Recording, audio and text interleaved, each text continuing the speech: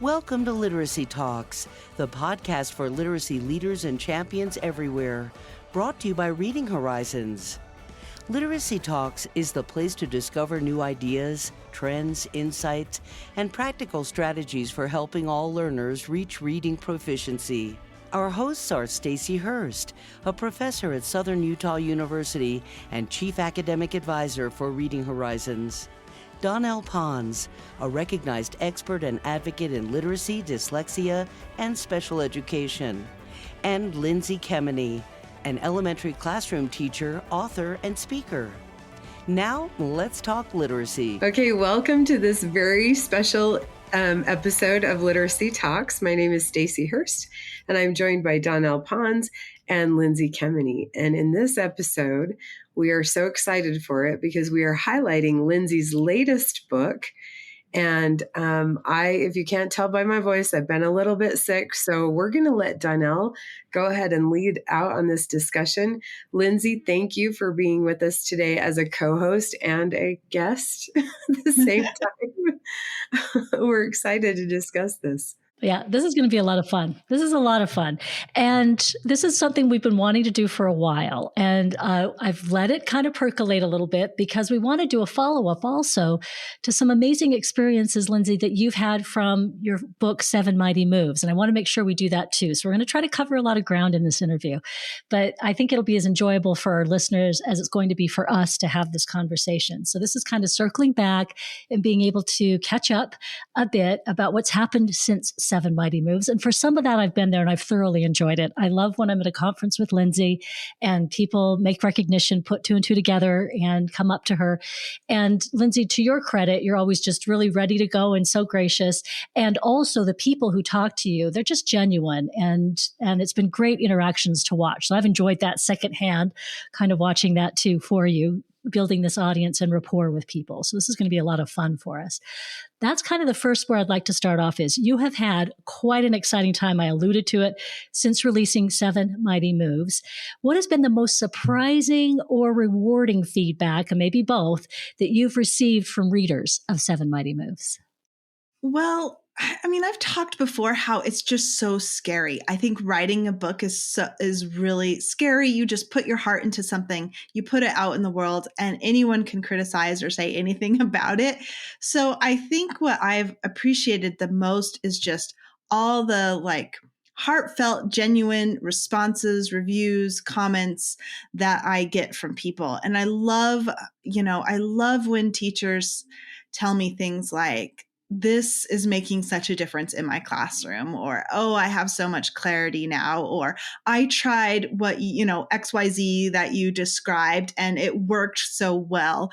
Those kind of things, those mean so much to me because I'm like, that's why I'm doing this. That's why I'm writing. That's, I want to help teachers better understand how to teach reading and writing. I want to help students so we have more proficient readers and writers. And so I think that's what really means the most to me. And it means so much to me, like every positive word I get, because of how I'm so scared. And I'm like, I don't have thick skin, you should have thick skin if you're going to be a writer. So I just even more appreciate anyone that says something kind to me or that it's made a difference for them. Because that's what gives me the courage to keep going. If I didn't get those comments, I would just be like, I'm just going to go, back into my little corner in my classroom and just be by myself. But those kinds of things give me the courage to keep sharing. Yeah. You make a really good point, Lindsay, because you're a teacher at heart, right? And we all know about this as being teachers. It's not like you stepped out there to tell everybody, hey, look, this is really from the heart. You put yourself out there because you thought this could be really helpful to other teachers. And that's a really good point to make, that this whole enterprise was to help others. I'm going to lead you a little bit. I'm leading the guest here a bit because I want you to talk about some of the incredible experiences you've had. One of which is you've traveled to Amsterdam. And that's as far as, I don't think people understand how far this has gone. Tell us a little bit about that. It was so amazing to go to Amsterdam. I did a 2-day workshop on 7 Mighty Moves in Amsterdam. And that was incredible. I was speaking at the International School of Amsterdam, and so there were teachers from Amsterdam there. There were a group of about 8 teachers who had come from Norway, and so they had, you know, my book, and so they came, and I had some teachers from Belgium there, and it was incredible just being surrounded by, you know, these teachers that teach in so many different places. We all had different accents, and it was so fun just talking and experiencing and listening to each other's experiences of, you know, teaching English wherever we live. So yeah, that was incredible. And getting to go to so many different states. I was trying to count up before we met today, because I think I've traveled to 16 different states where I've gotten to speak to different teachers around the country. And I so admire teachers. I think we do so much, like, and there's always so much that you have to handle every day. And I'm just like, you know, I hope I inspire other teachers, but they inspire me too. So I love getting to travel and speak and hear the different amazing things they're doing in their classrooms. It's a really good point. The incredible group of educators, too, that we get to be a part of. Now, Lindsay, lest we forget, because in the midst of all of this, as we're going to introduce and talk about the new book, you also, in between, found time to do a resource book. Tell us a little bit about the resource book that goes with 7 Mighty Moves. Yes. Okay. I have it here. 7 Mighty Moves Reading Resources. It's spiral bound. It's over 300 pages. It was so fun putting this together, because I just tried to think of resources and tools that I would actually use in my classroom that I need. And so it's organized move by move. So the people who have my first book, 7 Mighty Moves, it's organized by those 7 moves. And I have the resource, but I think like the best part is not the resource itself, but like the directions for how to use the resource. So it will, and it will like walk teachers through step by step. This is how you can use this. And then it gives differentiation tips. So like if this is a little hard for students, here's what you can do. If it's too easy, here's what you can do. And so I was kind of thinking like, okay, let's say like, I'm your literacy coach. Let me like walk you through how to use this resource or what to do. And it's just, you know, it's all kinds of different things. Like I remember personally being frustrated when I had students who struggled with phonemic awareness. And then I got like an intervention program for phonemic awareness. But when I got that, it didn't attend to the types of sounds in the words. So I'm like, okay, I have a student who is struggling blending and segmenting, so I'm going to use this intervention lesson, but it's starting with words with stop sounds like cat and dog. And those are harder for them to blend than words with continuous sounds. So like, that's kind of where I started getting the idea, because I'm like, okay, well, I want a list of words that's organized by the sounds and how many phonemes are in them. And like, I had just made that myself already and was using it. And so it's that kind of thing. It's just things that I need to use in my classroom, because I am still in the classroom. And yeah, like I said, it's just, I think the great unique part about it is the directions for how to use them. So I hope it's helpful for people. I love that it's all in one place too. You mentioned this. As teachers, we do create our own stuff, but I have to have a really unique filing system on my computer. And where is it? And it's spiral bound, which was also a teacher decision. That's thinking like a teacher for sure. Yeah. That the teacher that you are. So I really appreciated that. And I think you're just helping to amplify any use of evidence-based instruction as well. Like you're instructing and you're amplifying. So even for teachers who already have a solid footing in evidence-based instruction, these resources are helpful for everyone. Yeah. And it was, I asked Scholastic, I was like, at the beginning, can we make this spiral bound? And at first we weren't sure, because that pushes the price up. And I'm just like you're saying, Stacey, I'm like, I know I have tried to make copies when there's not a spiral binding, and it's such a pain. Yeah. So that was important to me. And the book was originally going to be a lot smaller. I mean, we were talking like maybe 50 to 100 pages, but I just kept having more and more ideas for it. And then at one point my editor was like, so do you think you could get this over 300 pages? And I was like, oh yeah, definitely, and then it ended up, we even had to cut things out, and some things we just put, we put a few extra pages and things in the downloadables, like online, because there wasn't room in the book. So smart move. I loved having the resources attached to the 7 Mighty Moves, like you say, for individuals to just be able to follow through it. So well thought out. And that leads us to congratulations. There's another book, which is so fantastic. And I'm going to give the title here because I love it. Rock Your Literacy Block. That's very catchy. Mighty Moves to Organize Your Day and Optimize Your Literacy Block. I love it. It's a great title. And what a great follow-up. So I love, Lindsay, too, in this one, you gave us a little bit of your personal history in 7 Mighty Moves, just a little bit about why reading is personal for you. But this time you expanded on that story a bit. That caught my eye right off the bat, just because I'm also aware of your son and I think he's amazing. So I loved hearing a little bit more and from your own voice. So tell us a little bit about how that begins and also why this second book. Yeah. So I feel like I always need to give credit to my son, because it's really because of him that I'm here writing books, because that's just what started my whole journey. When he was diagnosed with dyslexia and depression, it just, it was like this chain reaction. And I just had to completely pivot and change what I was doing in my classroom to do, more effective ways. And it's also why I'm so,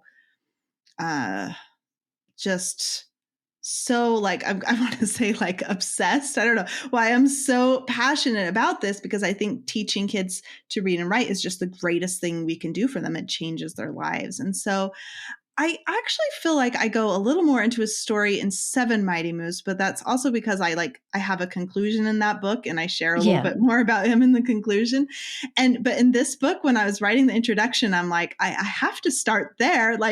This is, I've got to give him kind of a shout out, and I am so grateful.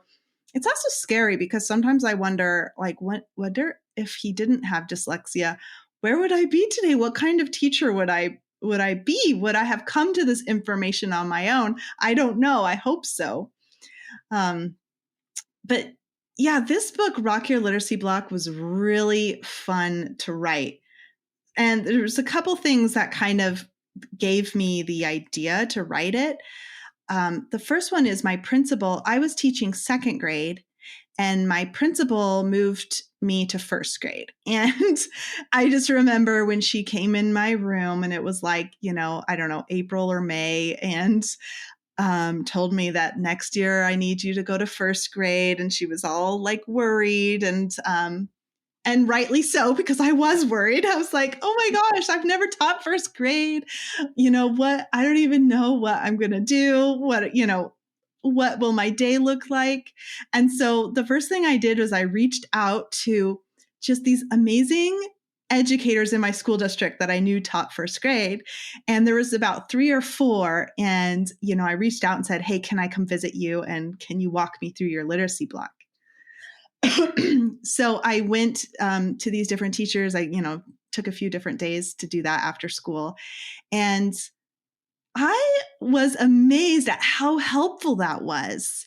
I was just I couldn't believe I had never done that before. And now I'm like, oh my gosh, I want to do this regularly, because it was so interesting to hear them as they just described their day and how they organize it and what they do and how much time they spend on each part.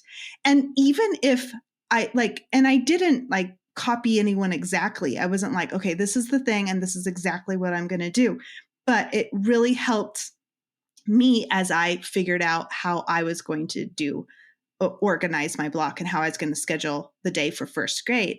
So taking that same idea for this book, I wanted to walk teachers through my literacy block. And I'm going to explain exactly what I do through the course of a day, how much time I spend on each part, how that changes throughout the week or throughout the year. Let's get to the nitty gritty. And it's not in the hopes that everyone is exactly like me.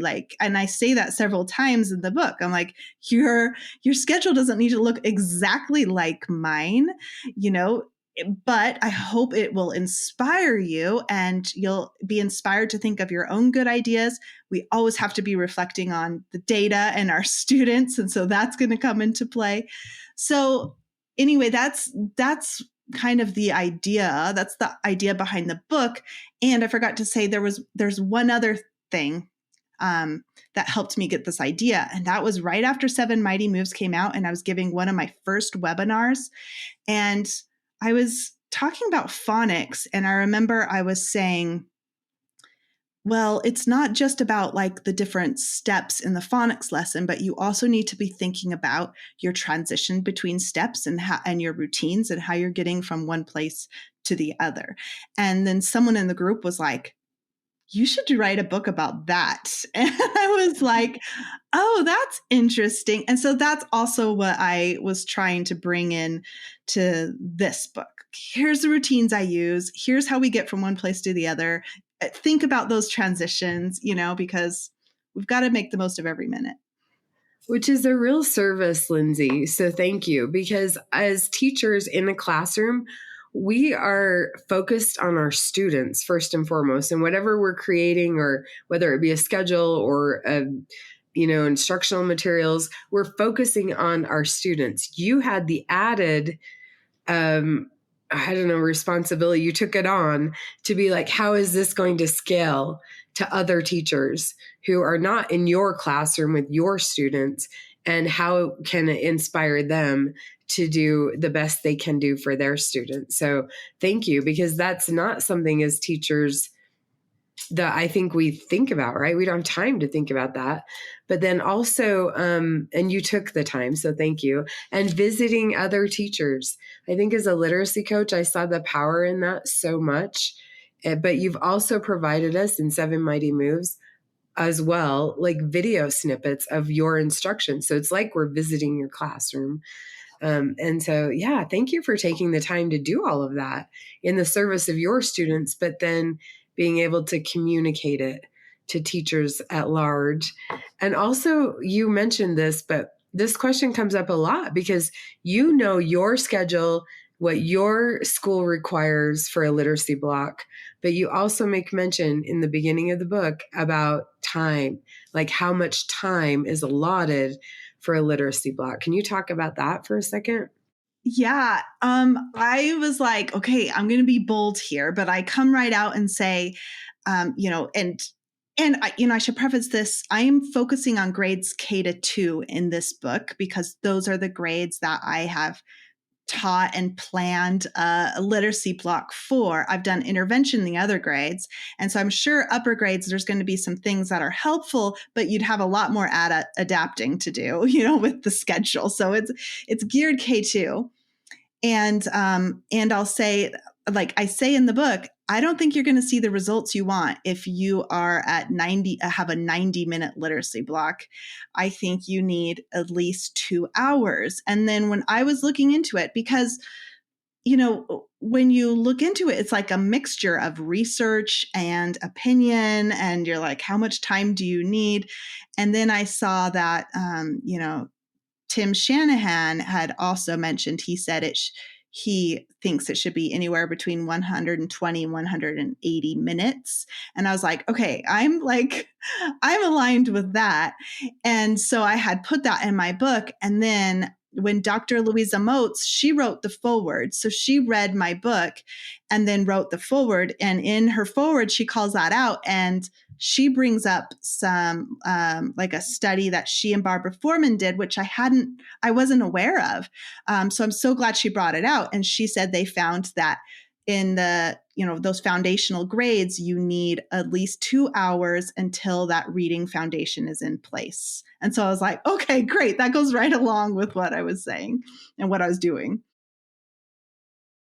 And I love that you covered literacy, because I think one reason our blocks need to be larger is because of writing too. And frequently that's the thing that gets left out. Interested in diving deeper into today's episode and exploring more literacy topics? Join us in the Science of Reading Collective, where we host the Literacy Talks podcast chat. It's the perfect place to share insights, ask questions, and keep the conversation going. But that's just the beginning. When you join the Science of Reading Collective, you're stepping into a vibrant, dynamic community explicitly designed for literacy champions like you. Access decodable texts, sound wall resources, and professional learning in our AI-enhanced community, all brought to you absolutely free. Find us at collective.readinghorizons.com. Join the Science of Reading Collective today and be part of a movement that's eradicating illiteracy. That's collective.readinghorizons.com. Yeah. So as you guys are talking, I'm thinking to myself, if our listeners are listening and thinking, okay, so I'm hearing a little bit about the new book. Lindsay, put into context for our folks who are listening, if they're a follower of Seven Mighty Moves and they love Seven Mighty Moves, how is this different, the same, complements, kind of help our readers see how this comes in place of their community of Seven Mighty Moves? Yeah.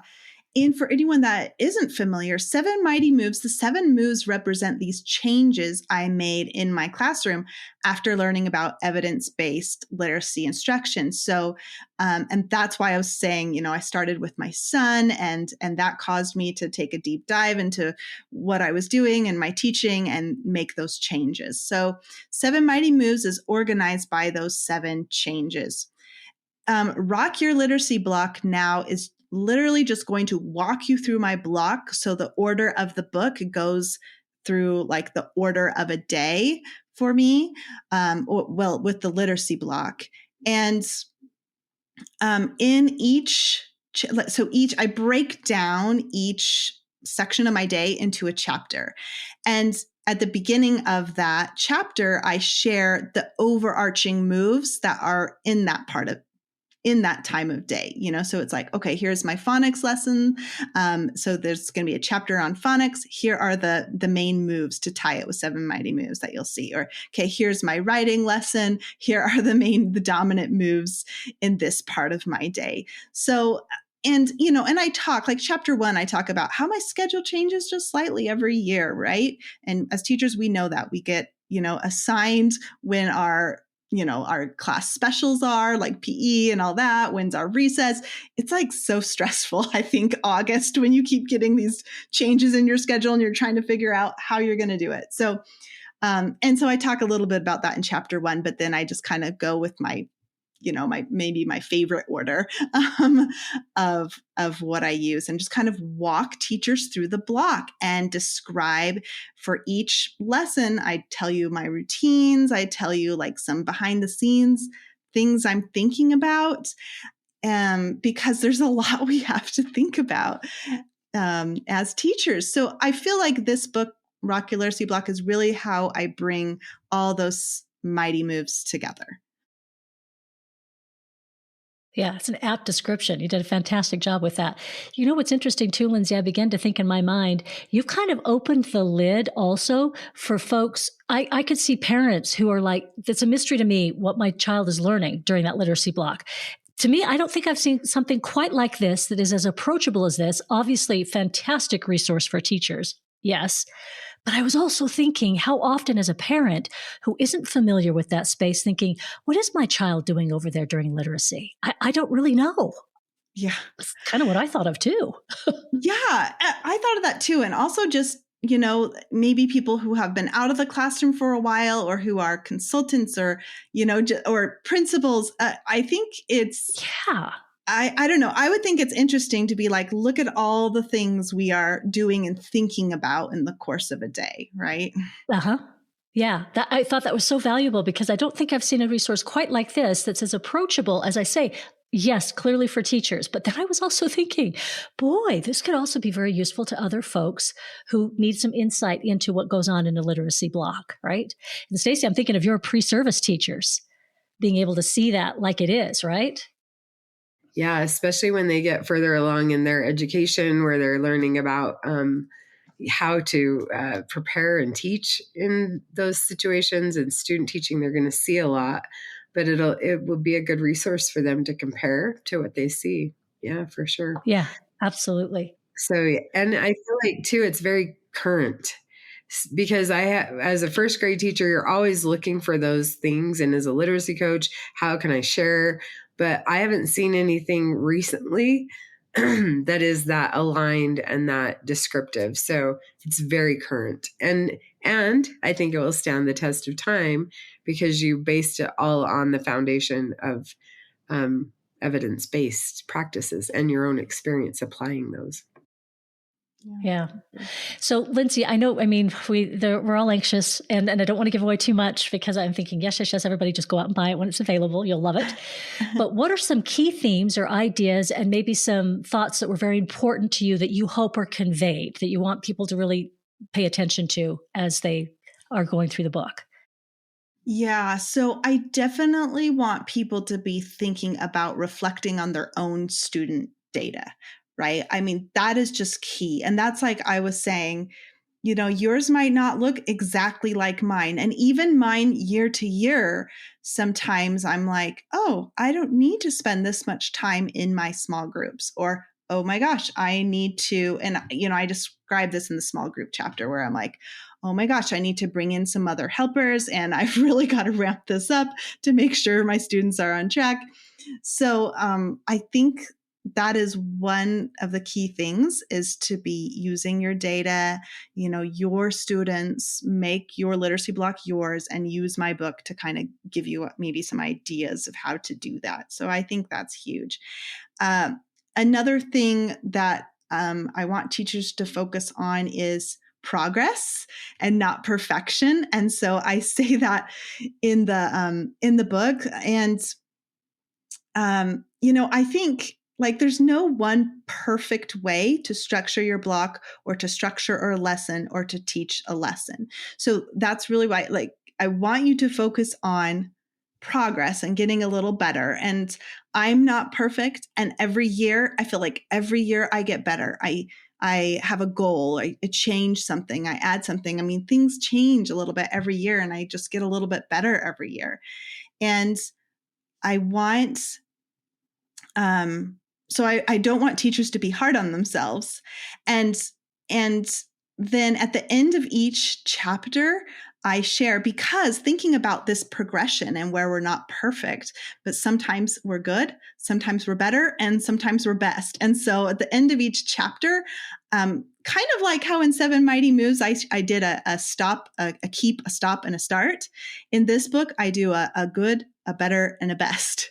And I'm going to come right out and tell you guys that there's one chapter where I admit I'm somewhere in between good and better this time of day, and I'm okay with that for right now, because you know what, we can't, sometimes we can't be perfect. We can't be our best all the time. We're working towards it, right? So anyway, I think that's fun to have that good, better, best, and hopefully get teachers thinking about where you are in your learning journey, and just know that we're working, incremental little baby steps, getting a little better, a little better, a little better. Yeah, definitely felt like a companionship to me as I was reading. I felt like this is like a companion for you, right? Like when a teacher says, oh, I've gotten a lot of really good information. I've been to a good conference. I did some good training. But when I'm in my classroom, I feel like I'm back to myself, by myself. This felt like, well, this is a little bit of that companionship you're looking for, right? That can be alongside you. You and Stacy had a really interesting conversation about the data bit before we even started our podcast here. And so I do want to address that again, because you're so right. This data thing is very important. And Stacy, you recognized that too when you read Lindsay's book. You talked a little bit about the data section. How you made sure that you're saying we're making these decisions based on our student data, which will change from year to year and even month to month, because students are their own unique selves. And sometimes you'll have a whole classroom full of students that might need a lot more support. So I was sharing with you, Lindsay, I had to tighten down my centers time specifically in certain ways. And in some cases, that was because I needed more center time, where my teacher-led center, or behavior issues, right? Like they weren't really ready to be as flexible as some other classrooms. But how do you and you have a whole section on that, on assessment and why it's important. but talk about how you address that in that section, because that is the thread that runs through it all, right? Yeah. You mean specifically in the small group chapter, I right? think throughout everything that you do, all the whole thing, you mentioned that data is the thing driving some of these decisions. And I know you're going to say this, but you do such a good job in the book of saying we need to use data. There's no point in getting results and not doing anything with them. Right. Yeah. I mean, assessment drives it. And it's like, and that's, you're right, Stacey. And that's what I say. I'm like, there's no point to give the assessment if you're not doing anything with the data. But I guess I need to take a step back and say, first, we need a good assessment, right? And so I'm really grateful that, we have one in my school district, and in my whole state uses it. And yeah, that is so helpful, because that tells me, okay, like I can look at the middle of the year. How are my students doing? Oh, almost everyone is at least typical progress and above. Then I'm like, I'm doing great. What I'm doing for the whole class is fine. Maybe I have one or two that are below progress. Okay, well, I've got to do something different for those two to get them up. They might need an extra dose, more intense, something, an intervention. And then on the flip side too, when you have several that aren't making progress, or maybe, a teacher's looking at their data and they have a lot that are below typical progress, then you're like, okay, maybe it's difficult to take a hard look at what you're doing, but you try to take yourself out of the equation. Like, don't take it personally, and say, what can I do? Do I need to structure my block a little differently? Do I need, what's the program I'm using? Do students have enough practice? There's so many things to look at there. And then specifically in the small group chapter, I share, hey, my assessments drive my groupings here. And so I go into detail about, how I organize my students in small group and what I do with them when they're with me, as well as what the other students are doing. And then I share several different variations that you could put that all together. And I was joking with you guys before we came on, because I'm like, I hope this chapter doesn't give anyone a headache, because there's like a lot of different ways you could do this. And I'm like, okay, here's version 1, here's version 2, here's version 3. And there's been times when, it really depends. Like, okay, version 1 is fine for us the whole year. Or by the middle of the year, I'm like, we got to change this and go to version 3 because I've got to up, what my students are getting, or whatever it is. And I wanted to put all the options out there, and hopefully it's not too much, but they're there. I loved that chapter. And we were talking about this before as well. My recommendation for those of you who are reading it, read each option and then marinate on it for a few days, and then read the next one and then think about it. I also love, Lindsay, and you've it's been a theme throughout this conversation too, that you tell teachers, make it your own. You have to do what works for you. Unfortunately, Lindsay's not in every classroom, so she's just in hers. So you have to make what works for you. And as you're talking, Lindsay, you mentioned this in the book, and I think it's important that you're addressing tier 1 instruction. Yep. So even when you're talking about assessment, I love how you break it down within the MTSS model, and you outline there's a screener, and then you have a diagnostic, and then progress monitoring. But your book, the focus of this instruction is tier 1. And you do differentiate really well in tier 1. And I know that's a part of why your results are so fantastic, in addition to everything else we're sharing. So I think that's important to mention. And is there a reason that you chose that specifically, that you didn't really go into tier 2 or tier 3? Well, the book has to be a certain amount of pages. So it's just that you can't fit in everything, really. And so, yeah, definitely just the focus is on that tier 1. And I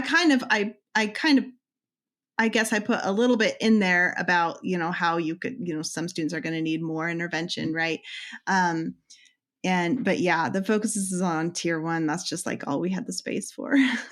Well, and it I makes love sense. it. Yeah, I do too. It makes sense because you need systemic support once you start talking more particularly about tier 2 and 3, tiers 2 and 3. Yeah. And I don't think we say enough about how do we really still have solid tier 1 instruction? Do we when we're looking at data at a school? Because that's still a big thing. A lot of places is you can tell by data that tier 1 still needs a lot of support and help. So I loved the way It's you broke true. that down. I thought, yeah, right. Because sometimes we jump into that too soon, right? Like, Yeah, all these yeah. students need intervention, when it's like, wait, maybe we've got to strengthen tier 1 first. Yeah, I thought you did a great job of that. And so I'm going to ask this question. I think we've talked a lot around it, but sometimes it's different from what you think it might be. What ultimately do you hope is the takeaway from both of your books? Because you've got, and you said they speak to each other. And ultimately, what's the takeaway? Yeah, I hope it gives teachers some more confidence into how to teach reading and writing. Um, I don't go I go a little bit into writing in Seven Mighty Moves. In Rock Your Literacy Block, I go a lot more into writing because I have the chapter on writing I'm really excited about.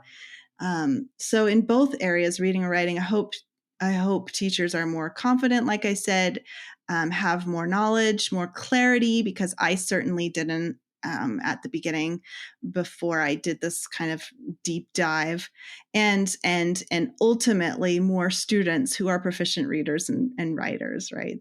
That's what I want. So this book was so fun to write because it was easier to write than Seven Mighty Moves. So I was going to ask, was it easier? Yeah. Yeah, it was easier because I just was describing what I do every day, So I'm like, let me just break this down. Whereas Seven Mighty Moves, I'm very much like, okay, let me take the research. Let me explain what that means and the change I made. And this one, I'm just like, oh, this is what I did today. So let me just break it down. And I appreciated the opportunity to really think hard about like what I do, because that just makes you better at when you're doing it, to be like, okay, what was I thinking about? Because you do so many things automatically that, so it was really fun to write. It really was. It's almost like you've taken readers on a journey with you. Like Seven Mighty Moves, I feel like when I think about it, the big message there was we can align our instruction with what evidence says works, and it will take some adjusting. And here are some 7 things that you can start with. Then you did your great resource book that I feel like supports both of these books that we're talking about. Yeah. And now this book is like, let's really rock this block. Now that we've made some of these adjustments, let's go in deeper. And so you're really just enhancing everybody who's applying the things that you're doing. You're really helping them accelerate their instruction and learning. Oh, thank you. Yeah, it's great. This has been such a fun conversation. Lindsay, is there anything that we didn't touch on that you feel was left unsaid or you wanted to say? Oh no, I don't think so. I think we got. Oh, we didn't. Well, I kind of briefly mentioned Dr. Louisa Moats writing the foreword. Yes, let's talk about that again. Yeah. That was, I mean, when I asked her originally, I just assumed she was going to say no. Like she's busy, right? Yeah, she's just busy. I had like a short list, and so that was just like, I'm still kind of like, oh my gosh, pinch me. I can't believe that. And she hadn't, she first said she would consider it, and she had heard of Seven Mighty Moves, but hadn't read it yet. And so I sent her Seven Mighty Moves, and she loved it. So that was amazing to get an email from her telling me that it was excellent, and that she really appreciates being asked to write Rock Your Literacy Block, the foreword, and that she would love to do that, and then but I still wasn't like, I still didn't take that as a yes, because I'm like, she still has to read it. And so then I emailed her, the draft of Rock Your Literacy Block for her to look at. And I was just like on pins and needles waiting for her to read that. And I was so scared that maybe maybe she's going to read something and she doesn't agree with it. And then she's going to be like, I'm sorry, I can't write the foreword or something, but it didn't happen. she read it and she liked it and she wrote the most amazing foreword, and it just like such an honor. She's coming actually to my classroom this week to come visit. And so I'm really that's so exciting. Yeah. So I just thought that is amazing. And I think she did use the word in her in her foreword to I think she used the word relatable, I think. But I was going to comment, this whole book does a really good job of being relatable, even though you're applying research, right? Which is often seen to be dense. But can we just talk about the title is called Rock Your Literacy Block. And I hope it's okay if I read the chapter titles. So the introduction is setting the stage. Chapter 1 is creating a literacy block that truly rocks. And then that's where we start going into each area. So chapter 2 is curtain up. When the students arrive, you even start there. Like, what are we going to do? Like you're saying, you're describing your day. And then chapter 3 is called sound check, and that's about phonics. And then chapter 4 is the opening act, which is close reading. And then chapter 5 is showtime, which is writing. And when I got to that chapter, I think is when I really started realizing those titles, because writing is the showtime. That's where everything comes together. And then chapter 6 is turning up the volume with small groups and centers, which is why we do that, right? We really amplify our instruction. And then chapter 7 is called Encore, and that's the read aloud.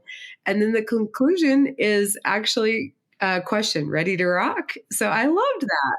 I don't know if you thought of that or the editors. It was so fun coming up with those. Yeah, it was so fun. Now this, Lindsay, folks have to know you're a performer too, right? Performing is in Lindsay's blood. I forgot that, but in my past, I was a dancer. Yeah. You get this. Lindsay gets the stage. She understands. Yeah, it was so fun. So like my editor and I worked on those together, and it was so fun because I was thinking like, okay, sound check. Yes, that's exactly what phonics is. That's like your little warm up, getting ready. Opening act is reading. Showtime is writing. Yeah. So thanks for calling it out, Stacey. Those were really fun. And, and I was debating, I'm like, is this going to be too cheesy? Like, I think it's fun. So, and it was fun that, Dr. Motes and I think it was Dr. Antonio Fierro both kind of played into the theme in their endorsements. So yeah, it was very cool. And this might be the first ever literacy book that would inspire a soundtrack. So maybe that's your next gig, Lindsay. Make songs. Anyway, I thought it was a great example of being thematic while teaching some really good content. So thank kudos. You. I'm glad you liked it. Yes. Yep. This has been great. Thank you, Lindsay. Yeah. The book comes out, I guess I should say that. The book comes out June 17th, 2025. It should be released. So yeah. Great. And available to purchase. Yep. Scholastic, on Amazon, anywhere books are sold. So. Okay. That's so great. And we're recommending it, as are many others, but we've already recommended throughout this podcast for classroom teachers, literacy coaches, administrators, parents, pre-service teachers. If you want to know what's happening in the literacy block. Who have we left out? I think this is for everyone. Like, it'll be so great. What about researchers that just want to get a pulse on the classroom, maybe? I don't know. Yeah, there you go. That would be awesome too. All of the above, right? And I don't think we've left anybody out. So everybody get the book and buy it for your friends. And there you go. We get no commission off it, but we feel that strongly about it that we're recommending it. So thank you, Lindsay. We are so proud of you, and we are so honored that you're a co-host. Every episode we get your perspective, but I love that it is in this form for everyone as well. So thank you for letting us dedicate a whole episode to talking about you and your books. Oh, thank you, guys. It was so fun. I appreciate it. Yeah. And thank you to those of you who listen to Literacy Talks. We hope that you'll join us on future episodes of Literacy Talks. Thanks for joining us today. Literacy Talks comes to you from Reading Horizons, where literacy momentum begins. Visit readinghorizons.com/literacy talks to access episodes and resources to support your journey in the science of reading.